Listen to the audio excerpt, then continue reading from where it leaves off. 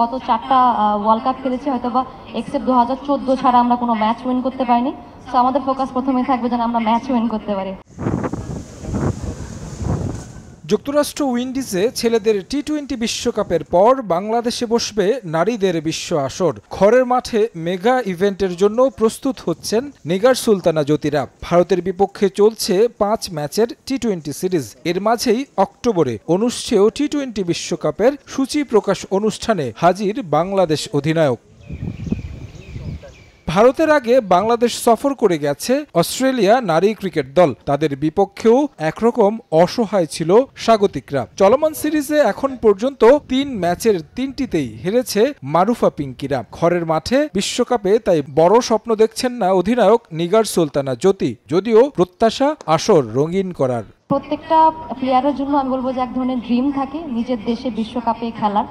সবাই খেলে, বাট খুবই কম সংখ্যক প্লেয়ার এটা করতে পারে। আমি বলবো যে আমাদের টিমে যারা আছি এবং মোরাললেস হয়তো এখান থেকে সবাই খেলবেন, তারা অনেক বেশি ফরচুনেট যে বাংলাদেশের মাটিতে আমরা একটা বড় টুর্নামেন্ট নিজেদেরকে রিপ্রেজেন্ট করতে পারবো অ্যাজ এ বাংলাদেশের জার্সি গায়ে। এই টিমটা অনেক হার্ডওয়ার্ক করছে এবং যদি আমাদের হাতে যে সময়টুকু আছে আমরা যদি আরও ওয়েল প্রিপেয়ার্ড হতে পারি আর নিজেদেরকে যদি আরেকটু বেটার ওয়েতে শো করতে পারি, আমার কাছে মনে হয় আমাদের যে আক্ষেপটা আছে, কারণ আমরা যে গত 4টা ওয়ার্ল্ড কাপ খেলেছি, হয়তোবা এক্সেপ্ট 2014 ছাড়া আমরা কোনো ম্যাচ উইন করতে পারিনি।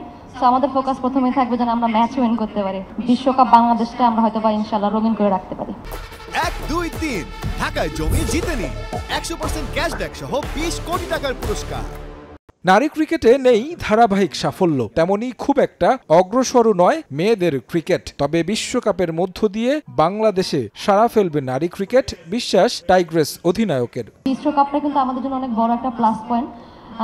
আমি বলবো স্টার্টিং ফ্রম টুডে, কারণ আমরা দেখছি যে কতটুকু মিডিয়া কাভারেজ পাচ্ছে এই ইভেন্টটা, এবং ওয়ার্ল্ড ক্রিকেট কিন্তু আমাদের দিকে তাকিয়ে থাকবে। এতে করে দেখবো যে যারা ইয়াং প্লেয়াররা আছে, যারা স্বপ্ন দেখে বাংলাদেশের হয়ে খেলবে বা দেশকে রিপ্রেজেন্ট করবে, তাদের জন্য কিন্তু একটা বড় মোটিভেশন হতে যাচ্ছে এবং অনেকটা দায়িত্ব বর্তায় আমাদের উপরও। আমরা যত ভালো ক্রিকেট খেলবো এবং আমাদের টিমটাকে যত ভালো জায়গায় নিয়ে যাব, তত বেশি বলবো অপরচুনিটিস ক্রিয়েট হবে নতুন প্লেয়ারদের জন্য।